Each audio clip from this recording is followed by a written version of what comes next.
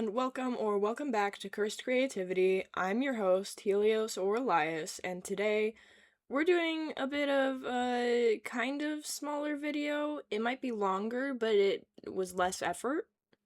Today we're going to be reading some Reddit stories and illustrating them, and the subreddit we will be looking at today will be r/nosleep, because spooky vibes are the best.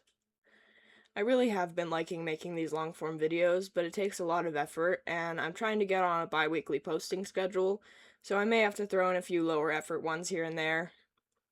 If you follow my TikTok, you'll know about my story project Cursed, which will be the topic of the next video, hence why this one needed to be a bit smaller. But I hope you enjoy regardless. If you're cleaning or creating something or just doing something while you listen, you should let me know in the comments whatever you're doing. I would love to hear. And for today's video, I've selected 3 stories of decent length. The last one is the longest, so please enjoy. Our first story is called "Got an Ad to Play Find the Monster in the Room game and it keeps getting harder" by the user Emma Watson but dumber. It was a late Friday night and I was mindlessly playing chess on my laptop. I had the difficulty up and was leaning right into the game and squinting into the bright screen in a tense match with the robot. Didn't even notice that it was almost 2 a.m., didn't care. Back pain told me I'd be playing for hours. Again, didn't mind. After what seemed like an eternity, it beat me. Fuck, I'd wasted almost an hour on this match. I got up from my desk as some fucking ads started playing. The site I used had 2 back-to-back ads play after every match, so I got up as the pink princess begged me to make some puzzle to save her from the bad king and went to pour myself some orange juice. I left her exclaiming in awe at the multitude of gems I could earn.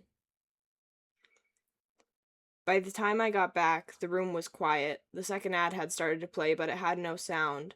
The screen was much less animated, dark, no sponsored mention, no link to the Play Store, just white pixelated letters flickering over a gradient and a pixelated cloaked figure below them. The letters read, "Find the monster in the room." I raised my brows, somewhat amused as I sat down. It looked interesting compared to the puzzle knockoffs and choice-based games I usually got. It had no skip button, so I figured I needed to play a little before I could close it. I clicked the begin button and a pixelated picture of a bedroom popped up. It was a fantasy-like setting with stone walls and a bed with a canopy, a desk with a round decorated mirror and fancy armoire. Candles threw animated shadows around the room, and the tiny pixelated bats flew by. In the corner of the room, I could very clearly see a comically drawn vampire, similar to the Hotel Transylvania ones, hunched over. I clicked on him, half smiling, and he disappeared with a poof. "Congratulations, you saved the princess and found the monster. Continue." Again, no skip button. I went on.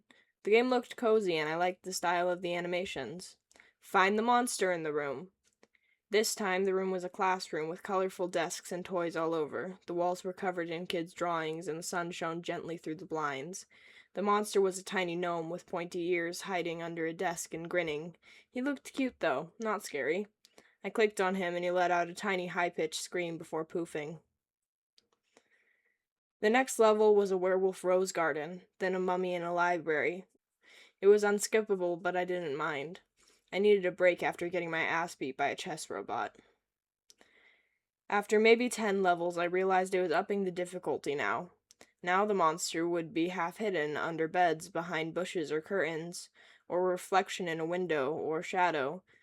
Soon enough, by level 20, I actually began to struggle to spot it. It started giving me tips.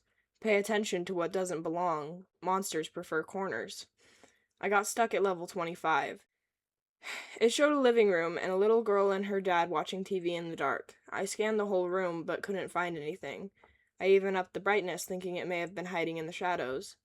At last, I made out an outline of a leg, I think, under the couch, and clicked it. "Wrong," flickered on the screen. A circle appeared on the dad. "This was the monster. He killed the mom and hid her under the couch. You couldn't save the daughter. Lives left, 2 out of 3. I leaned back, surprised. Damn, this game was darker than I thought it would be. I had underestimated it. I clicked continue, and it showed a bathroom with a grandma helping a kid get dressed. I looked around and couldn't find anything, so I decided to try my luck and click on the grandma.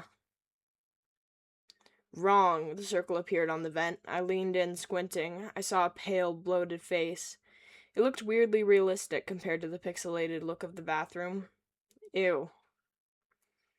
You couldn't save the boy and his grandmother. Lives left, 1 out of 3. I continued.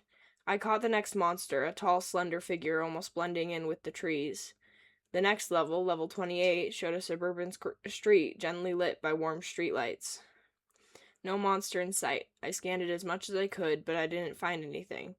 I was determined to, though. Must have spent around 10 minutes staring at the screen before I finally gave up and clicked randomly. Wrong. A circle appeared in the darkness. You couldn't save the young man. Lives left, 0 out of 3. Game over. Better luck next time. Tips: just because you can't see it doesn't mean it's not there. There was no option to play again. The pop-up closed. I remained a bit unsettled, but was still pleasantly surprised by the originality of the game and its power to crawl under your skin.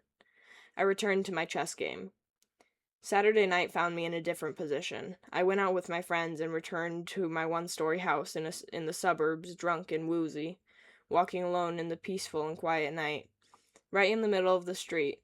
My mind was perfectly empty, and the cold night air washed over me like a blessing. 1 foot in front of another. I came closer to my house. In the distance, I began to make out a silhouette standing still. I couldn't figure out if it was facing me or away, but it was slightly hunched over and twitching. Nuh-uh, I remembered thinking. I may be drunk, but I'm not stupid. I turned left and took a little detour. I arrived to my house safe and sound, even though the feeling of being watched followed me like a stray dog. I left it at my door, yet it scratched and howled the whole night. Sunday night, chess tournaments again. Bored out of my mind, 2 a.m. hits, and the ad pops up again. I was somehow happy to see it. This time the words read, "Find the monster in the room before it finds you." It picked up from level 29.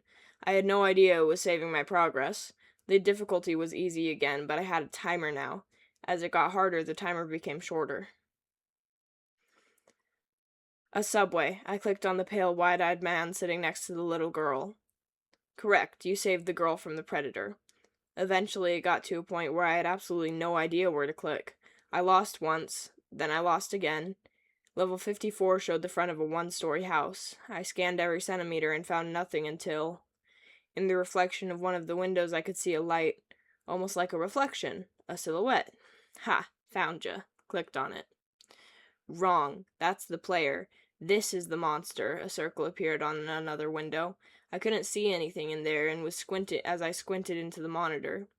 I heard a clatter in the kitchen. I jumped in my seat, my breath stuck in my throat. It was ages before I could breathe again. My whole body felt hollowed out. What the fuck? Game over. Better luck next time. Tips: the more you find, the better it hides. Fuck this shit, I said out loud and went to the kitchen to check the source of the clatter. I know what you'll say. Why do people go and check? Dumb horror movie protagonist behavior. Well, I can't just sit tight in my room. Find it before it finds you, right? Nothing was in the kitchen. Nothing in any of the rooms. I know. It's stupid to look. I know. I slept with the bedroom door closed. I checked my whole house and found nothing. Tips: just because you can't see it doesn't mean it's not there. Our next story is I Can't Stop Thinking About How My Husband Says He Sees Two of Me by the user Advantage Signal. It's 2 a.m. and my baby is asleep on my lap. Her breath's so shallow and sweet that I'm afraid to move, and I find myself thinking about how my husband says he sees two of me. I've been thinking a lot about the other one lately. The other one of me. Maybe it's the sleep deprivation. Everyone warns you about those first few months or years with a baby. The constant wakings and night feedings and rocking them to sleep. Here I am, afraid to move, afraid to blink, afraid to breathe. If it wakes her, we start all over again. The nursing, the singing, the counting backward in my head from 1 to 100 to make sure she's really asleep so I can stop rocking. My eyes have become accustomed to the variations of black that fill her nursery, formerly my studio. Oh, how I miss my studio. I can see her tiny hand as if light comes from inside her. Her eyelashes on her cheek, my whole world here in my lap. It wasn't so long ago she was inside me, the same person under a thin layer of skin, all sharp edges, elbows, and knife knees. She is my whole world. And what did my world used to be? I had a life that wasn't her, but now there's no room for it. It's been shoved in a closet and it's buried under burp cloths and bath toys. Earlier I saw something in the corner, a slither of movement, but when I looked harder, I realized it's a sleep sack hanging on the back of the closet door. I've been doing that a lot lately, seeing something out of the corner of my eye and then realizing it's nothing. Even in daylight, in the middle of the night when I can't sleep, I've started thinking about how Rick says there are two of me. The first time it happened was several years ago. We were on vacation and he just told me he loved me. My husband wasn't even my boyfriend yet, just a man I wanted to know in every way you can know someone. A month prior, when I was out of town on a job, we met on an app and had a beer, and then we realized we worked for the same company. It felt both foolish and fateful. The fact that Rick and I worked together gave the situationship a sexy, secretive beginning that made it every look feel forbidden and every stolen kiss explosive. After a month, I returned home and we realized we missed each other. We decided to meet up in Hawaii for a week, an idea that my women friends found irresponsible if not fully unhinged. I was already falling in love with Rick, so the pineapple coffee air of Maui, the body temperature ocean water, and the bottomless Mai Tais sent me plummeting over the cliff. I felt safe with Rick, sweetly calm and confident in us, sloppily happy. The intimacy was fantastic. Everything was smooth, smelling of sunscreen and shave ice. We were staying in a small house a couple of blocks from the beach. It was on the property of a larger house that was occupied by a couple who cracked tall boys before breakfast and sported matching jack-o'-lantern grins. That first night, I found myself checking under the bed and behind the shower curtain when we came back from a night of rum and sashimi and eager kisses and sunset views. I shoved the deadbolt into place, afraid of our neighbors for no good reason, but forgot my anxiety promptly when Rick came up and moved my hair from my forehead. Little did I know that the threat was not coming from outside. Before I knew it, we fell into bed, clothes forgotten on the tile floor. I don't know what time it was that first night when I woke up. It was pitch black and I had to pee. Rick's deep exhales ruffled the hairs on my neck and made my heart flutter. I could see a strand of moonlight under the bathroom door. I peeled myself out of Rick's warmth, and my feet moved across the cold tile. I shut the door behind me, urinated pina colada, wiped and flushed. I stared at my sex hair in the mirror and smiled at myself. I turned off the light and caught movement out of the corner of my eye. Fuck, what is that? It was me in the mirror. I looked different in the dark. I stepped out of the bathroom and slipped towards our bed. That's when I heard it. Movement, frantic scurrying. Rick bumped into the bedside table, fumbling for the lamp. He turned it on, and I saw him sitting up in bed, staring at me in terror. "Where were you?" he asked. I was in the bathroom. He looked at my side of the bed. His eyes scanned the room, searching for something. I couldn't help but look around too, my eyes straining into the shadows.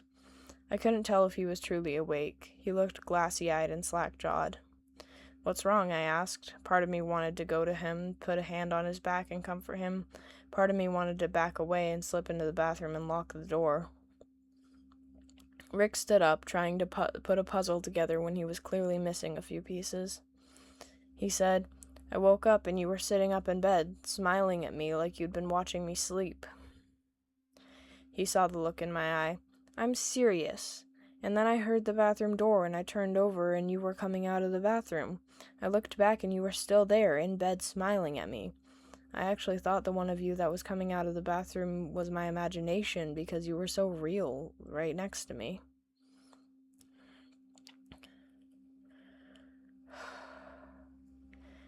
I glanced at the spot next to him. No one was there. My laugh had a hollow sound. "You were dreaming." "No, I wasn't." His voice was heavy. "I wasn't." He looked at me, looked through me. "There were two of you." Then what happened? I asked. Nothing. I turned on the light and he trails off, glances around the room once more. I must have been dreaming. I chuckled, this time with more heart. He shook his head, but a smile crept onto his beard. He opened his arms, and I climbed into his sleepy warmth. We started kissing, and the other of me was quickly forgotten. I just saw it again while I was typing this up. Slight movement out of the corner of my eye, like a shadow passing by outside the window, casting its slippery darkness on the wall over by the bookshelf full of soft toys and tiny shoes. That bookshelf used to hold adult things, art things. Things I had for the life before this tiny creature crawled into the light. I leaned forward, squinting into the milky dark. But the room is empty. The little warm body in my lap is squirming and squeaking softly like air being slowly let out of a balloon. I'm going to attempt the dreaded transfer to the crib and see if I can get some sleep myself tonight. Because I haven't been sleeping much, and sleep is important. It's only the middle of the night when I'm nursing and rocking that I think about the other one of me. Or the thing I never told Rick, that he wasn't the first boyfriend to have seen her. If this has happened to anyone else, I'd love to hear about it. Sometimes it just feels so lonely here, in this rocking chair. And lastly, we will be reading I Was Hired to Destroy Legal Documents. Tonight I found a photograph of my childhood bedroom in the pile, by the user Gamel Frank. I had been unemployed for exactly 8 months and 12 days when the email arrived in my inbox. My bank account was overdrawn, the eviction notices were piling up on my kitchen counter, and I was skipping meals to make a bag of rice last an entire week. Desperation changes the way your brain processes risk. When you have absolutely nothing left to lose, red flags just look like ordinary banners waving in the wind. The job offer came from an elite law firm located in a massive black skyscraper downtown. I had applied for a generic data entry position through a third-party recruiting website weeks ago, entirely forgetting about the application until they contacted me to schedule a midnight interview. I put on my only clean suit and took the late bus into the city center.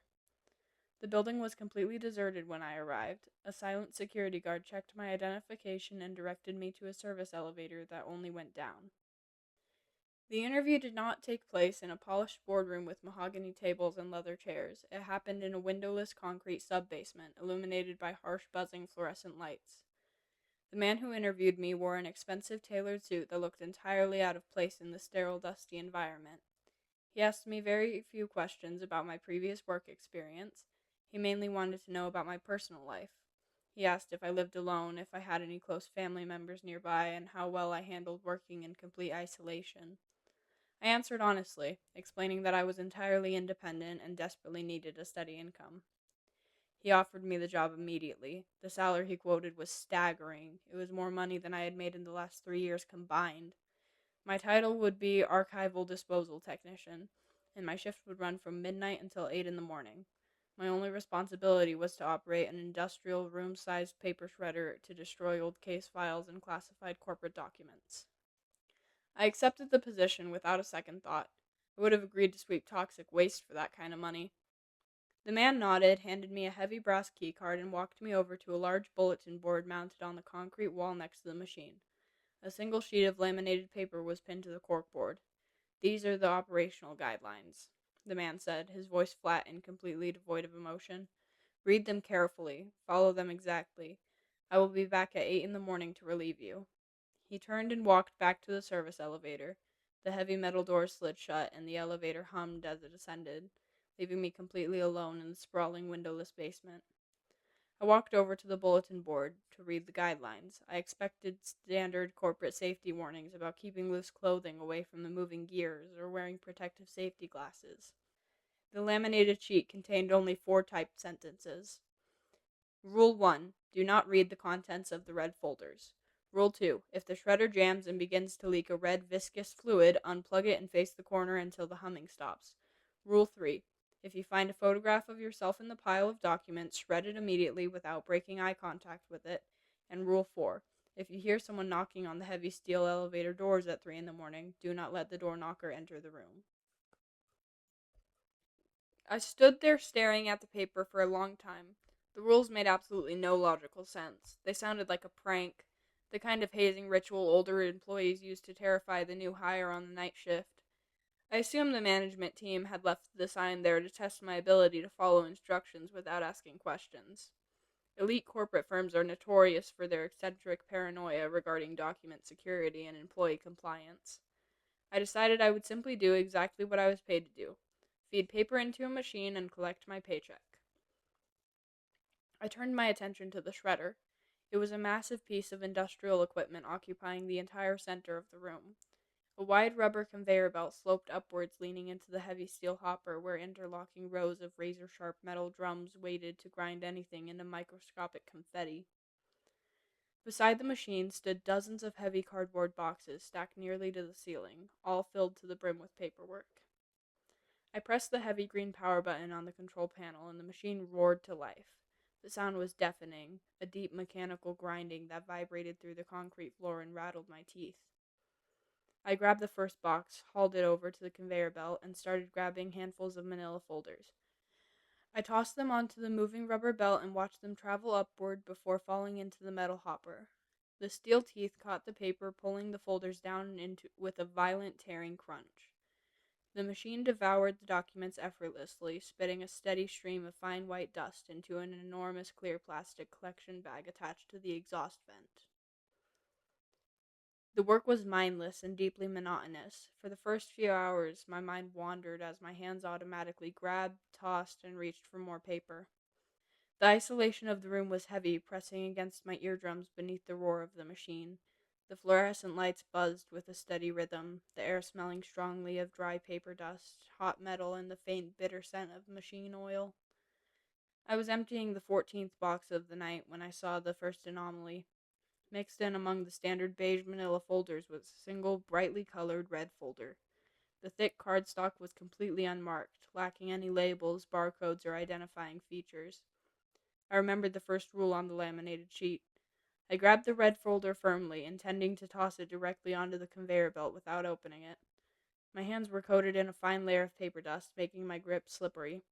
As I swung my arm towards the belt, the folder slipped from my fingers. It hit the edge of the steel hopper and fell backwards, landing flat on the concrete floor near my boots. The impact caused the folder to pop open. A thick stack of loose paper slid out, fanning across the dusty ground. I knelt down to gather the papers, fully intending to shove them back into the folder unread. However, the font on the top page was unusually large, and my eyes instinctively registered the words before I could look away.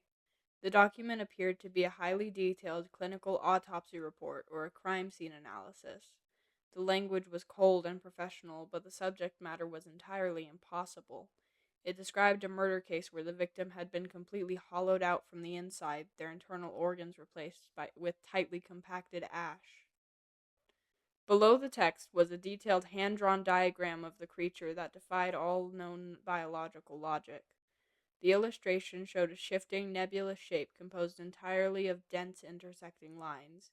The caption beneath the drawing described a shadowy entity that existed exclusively within two-dimensional spaces, hunting by attaching itself to the cast shadows of human beings. The text explicitly stated a strict containment protocol. Anyone observing the shadow must maintain unbroken eye contact with the entity, or it will immediately detach from the surface and devour the observer's physical body. I gathered the papers quickly, shoving them back into the red folder. I stood up and brushed the dust from my knees. My heart was beating slightly faster, but my rational mind quickly manufactured an explanation. Law firms handle all kinds of intellectual property disputes. I figured the company must represent a major entertainment studio, a video game developer, or a horror author involved in a copyright lawsuit. The files were likely world-building documents, script drafts, or concept art for a fictional project that needed to be securely destroyed. I actually felt a brief wave of embarrassment for letting a fictional monster story startle me in the middle of an empty basement. I tossed the red folder onto the conveyor belt. It traveled upward, reached the edge of the hopper, and dropped down into the spinning steel blades. The machine immediately produced a terrible grinding shriek. The heavy metal drums slammed to a sudden violent halt, sending a powerful shudder through the entire concrete floor. The conveyor belt stopped moving. The deafening roar of the shredder was instantly replaced by a low, struggling electrical hum as the motor fought against a massive obstruction. I stepped back, staring at the hopper. A thick, dark fluid began to ooze upward from the stationary steel blades. The liquid was thick and viscous, pooling heavily over the jammed gears. It did not look like hydraulic fluid or printer ink. It possessed a dark, rich color and flowed with a heavy consistency that immediately made my stomach turn. Rule number 2 flashed into my mind. If the shredder jams and begins to leak a red, viscous fluid, unplug it and face the corner until the humming stops. I looked at the heavy black power cord plugged into the industrial wall outlet. I looked at the dark corner of the concrete room behind me. Then I thought about my bank account. I thought about the eviction notices on my kitchen counter. I had just been hired for a job that paid an astronomical salary, and within my first few hours I had managed to break a piece of equipment that likely cost hundreds of thousands of dollars. If I unplugged the machine and stood in the corner like a punished child, the morning supervisor would arrive, see the broken shredder, and fire me immediately. I would be back on the street by noon. I decided I could not afford to follow a bizarre eccentric rule.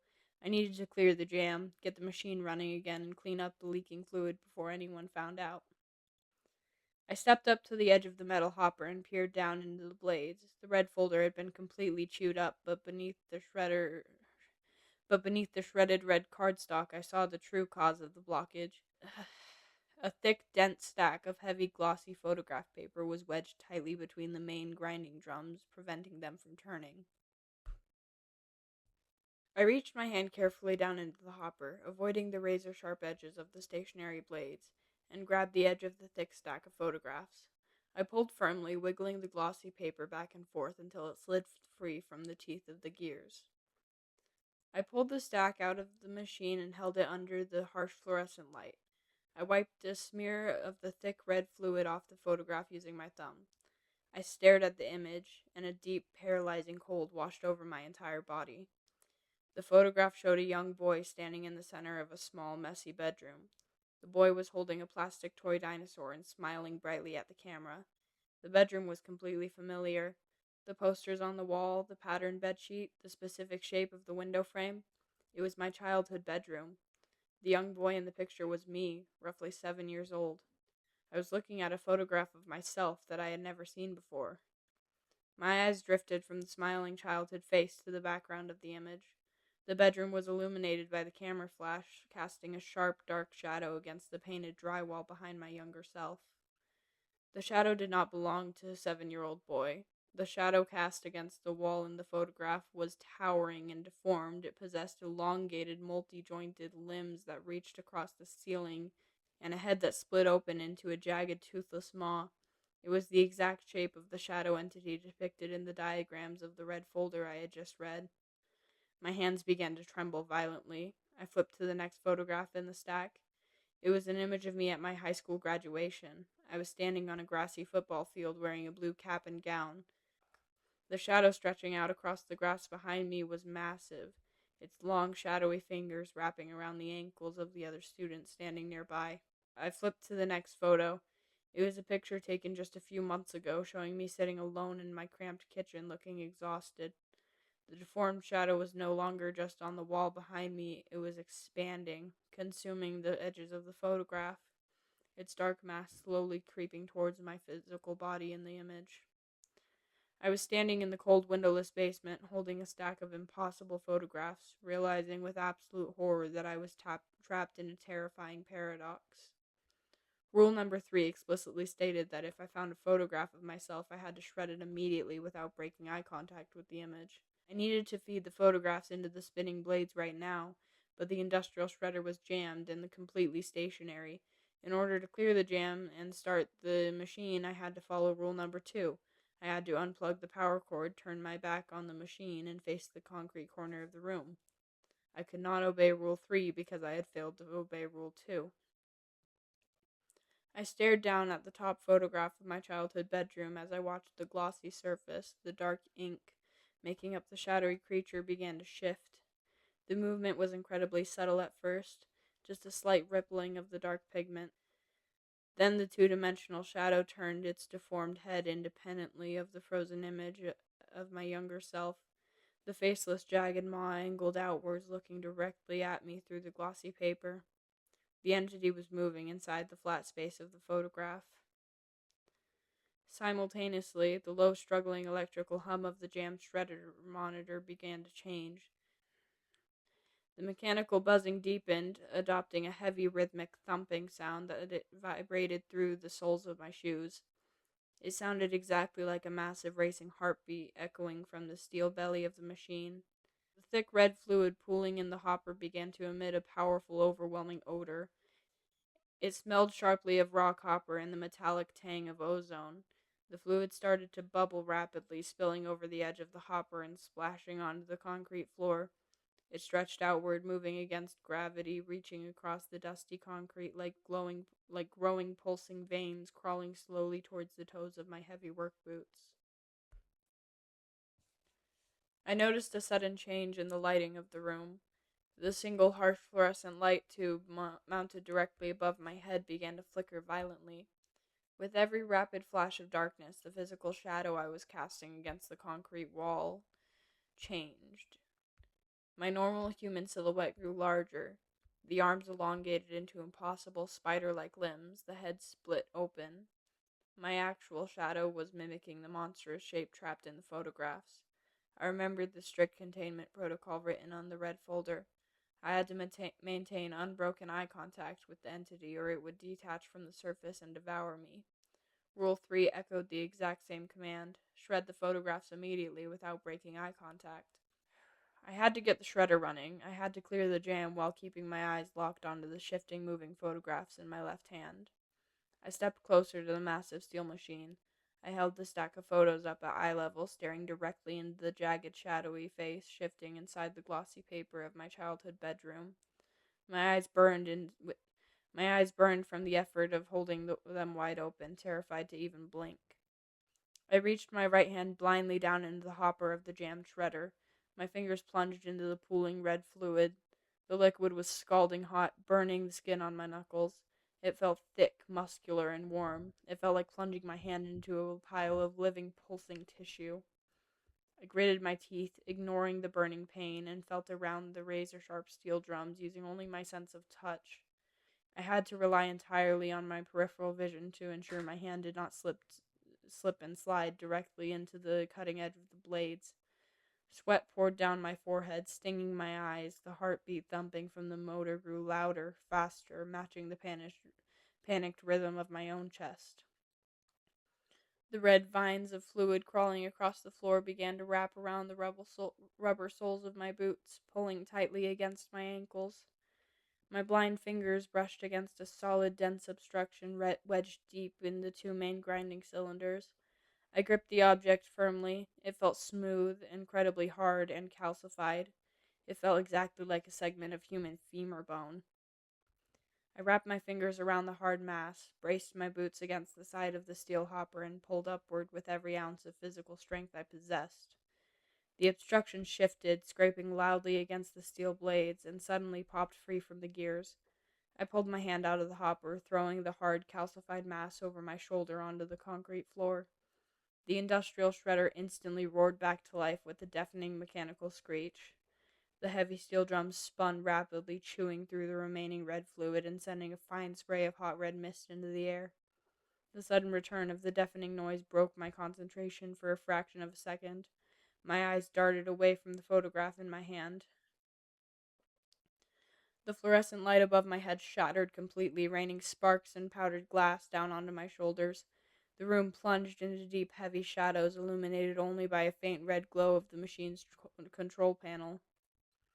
I looked up at the concrete wall. The towering, deformed shadow had detached from the floor.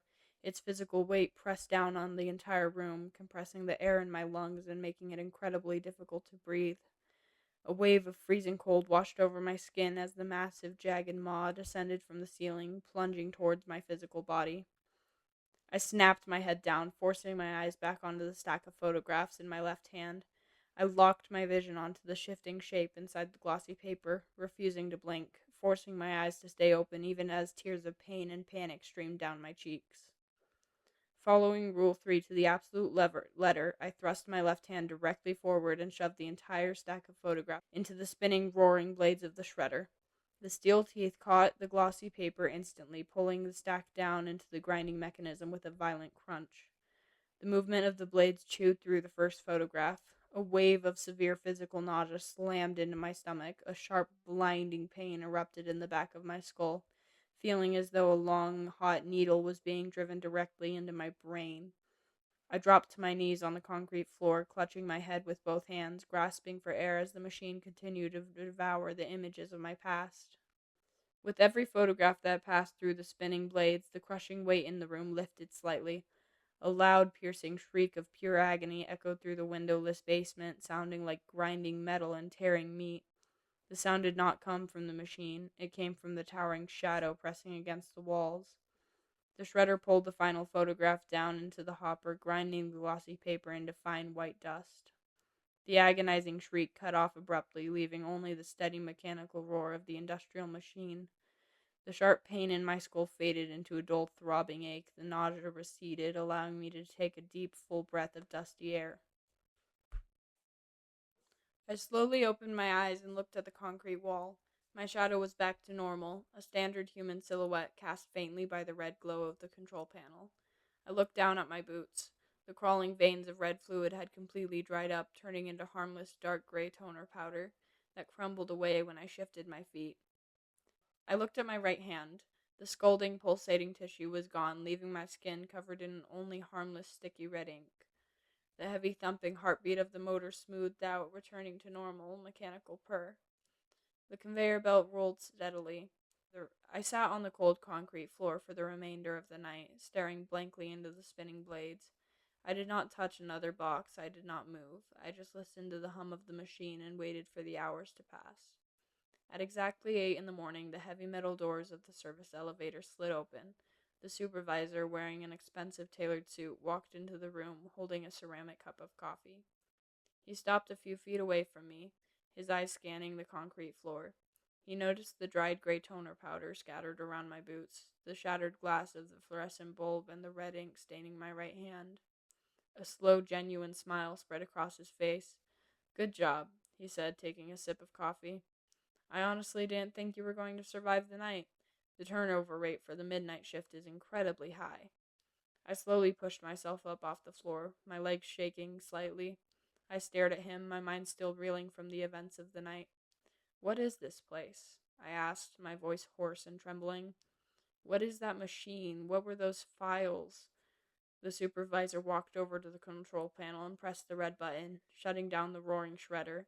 The sudden silence in the room was jarring. "We are a law firm," he said calmly, leaning against the side of the steel hopper. "But we do not represent human clients, and we do not practice standard corporate law. We defend baseline reality. Our world is constantly overlapping with other dimensions, places filled with entities that defy biological logic and physical laws. When those entities slip through and cause incidents, we document the events, contain the anomalies, and destroy the evidence." He patted the thick steel casing of the industrial shredder. "Human belief is a powerful anchor," he explained. "If people remember these creatures, if the concepts take root in the collective consciousness, the entities gain the ability to manifest permanently. In order to get rid of every memory in human minds, we use this machine, and I'm sure you already noticed that is not just a mechanical shredder. It is a contained, engineered entity designed to consume and erase all conceptual anchors. When it shreds a file, the knowledge of that event is slowly scrubbed from reality." He looked at me, his smile fading into a serious professional expression. "You are the first technician to survive the shift in over a year," he said. "The previous employee broke rule number 4. He heard someone knocking on the heavy steel elevator doors at 3 in the morning, and he let the door knocker enter this room. We never found his body. You should be very proud of yourself for managing the jam successfully. Be ready. We have a massive backlog of files coming in tonight." I walked over to the small table in the corner and picked up my jacket. I wiped the dried red ink off my hand using a paper towel. I walked towards the service elevator, pressing the call button. I accepted the fact that I was going to return at midnight. I accepted that I needed the money. and that to keep this high-paying job, I would have to slowly feed the rest of my life into the roaring blades of the machine. Okay, so I really enjoyed all those stories. Um, I'm gonna be completely honest, I did not really enjoy making this video. I am dyslexic and I hate reading, and that was agonizing. I don't know why I did this, but I'm glad I did, and hopefully it'll be done in time. But I hope you enjoyed, and I will probably end up making more of these anyway. Um, if you would like to see more of these, let me know what subreddits you'd like to hear from next. And I will leave it there. Have a lovely, lovely day. Never give a paintbrush to a menace. And goodbye. The man nodded, handed me a heavy brass key card, and walked me over to a large bulletin board mounted on the concrete wall next to the machine. A single sheet of laminated paper was pinned to the corkboard. Did I skip a paragraph? I don't know. No, I did not.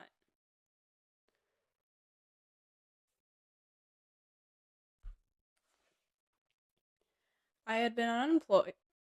Instant fail. Instant fail. Instant fail. I stared at my intimacy hair in the mirror and smiled at myself.